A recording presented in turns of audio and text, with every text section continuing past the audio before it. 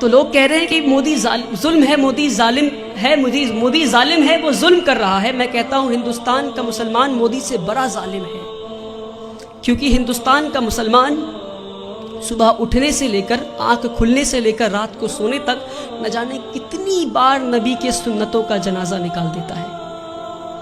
ہمارے نبی اپنے صحاباؤں کے ساتھ ایک بار گزر رہے تھے راستے سے، راستے میں انہیں ایک پتھر دکھا، نبی وہ پتھر کو پکڑتے ہیں اور راستے کے کنارے میں پھینک دیتے ہیں اور کہتے ہیں اپنے صحاباؤں سے کہ اگر تمہیں راستے میں کوئی رکاوٹ دکھے تو تم اسے ہٹا دو تاکہ تمہارے بعد جو آئے اسے پریشانی نہ ہو۔ تو صحاباؤں نے اس بات پہ اتنا عمل کیا کہ کئی سالوں کے بعد ایک یہودی کا گروپ اس راستے سے گزر رہا تھا، اسی راستے سے، اور راستے میں ایک پتھر گرا ہوا دیکھتا ہے تو پتھر کو دیکھ کر بولتا ہے کہ شاید اس راستے سے مسلمان نہیں گزرا۔ میرے بھائیوں، وہ تھا ان کا ایمان۔ اور ہم آج کہیں بھی بم پھٹتا ہے تو بولتے ہیں شاید مسلمانی ہوگا، کہیں بھی گولیاں چلتی ہیں تو کہتا ہے مسلمانی ہوگا۔ یہ نہیں کہہ رہا ہوں کہ مسلمان ہوگا، اپنے اندر جھانک کر دیکھیں کہیں اللہ کا عذاب تو نہیں آیا ہم پہ، کہیں اللہ تو ناراض نہیں ہم سے۔ میں بھٹکل کے لوگوں سے نہیں بول رہا، پر بھٹکل کے لوگوں کے ذریعے میں ہندوستان تک یہ بات پہنچانا چاہ رہا ہوں، ہندوستان کے مسلمانوں تک یہ بات پہنچانا چاہ رہا ہوں۔ ایک بار ہمارے نبی صلی اللہ علیہ وسلم راستے سے گزر رہے تھے، ایک بوڑھی عورت کو دیکھتے ہیں، وہ اپنے سامان کو لے کر کھڑی تھی، تو مزدور کا انتظار کر رہی تھی وہ۔ تو نبی کریم جاتے ہیں، کہتے ہیں اے میری ماں، میں تمہارا مزدور بن جاؤں کیا؟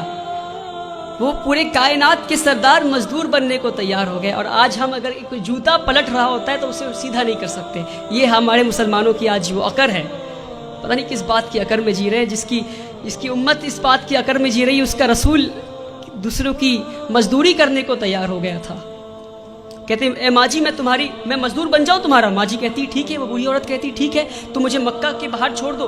نبی کریم اس بوڑھی عورت کو مکہ کے باہر چھوڑنے جاتے ہیں، راستے میں بوڑھی عورت کہتی کوئی محمد آیا ہے، کوئی جادوگر ہے، اور گالیاں دینے لگتی محمد صلی اللہ علیہ وسلم کو۔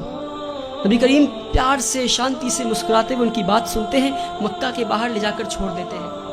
اور جب واپس ہو رہے ہوتے ہیں تو بوڑھی عورت پوچھتی ہے ارے بیٹا، تو نے میری مزدوری کی ہے، مزدوری تو لے جا۔ کہتے نہیں رہنے دو ماں۔ تو کہتے اچھا اپنا نام تو بتا جا۔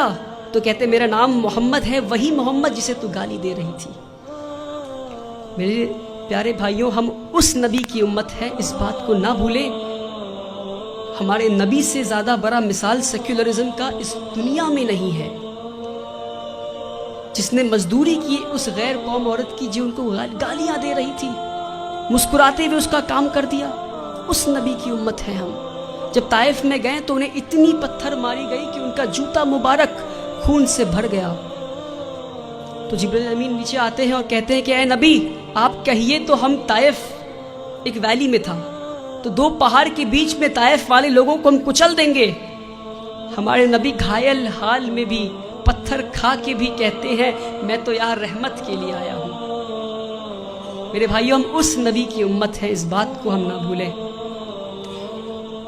جس دن مسلمان اپنے نبی کی سنتوں کا جنازہ نکالنا بند کر دے گا، اس دن ہماری تقدیر بدل جائے گی انشاءاللہ۔ اللہ تعالی ہندوستان اور اہل ہندوستان کے دلوں میں اسلام کے لیے عزت اور مسلمانوں کے لیے پیار بخشے۔ اللہ تعالی اس دیش میں امن اور شانتی قائم کرے۔